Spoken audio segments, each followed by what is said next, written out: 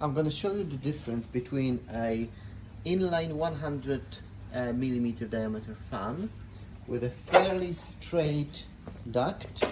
It's a flexible acoustic, all the way 10 meters with one attenuator, and it's currently pulling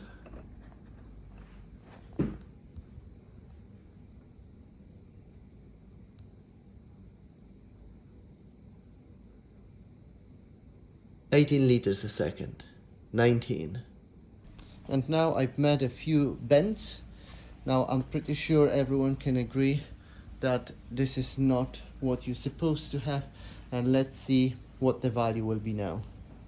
Okay, and we put our hood here, and we are going to have 15 liters a second.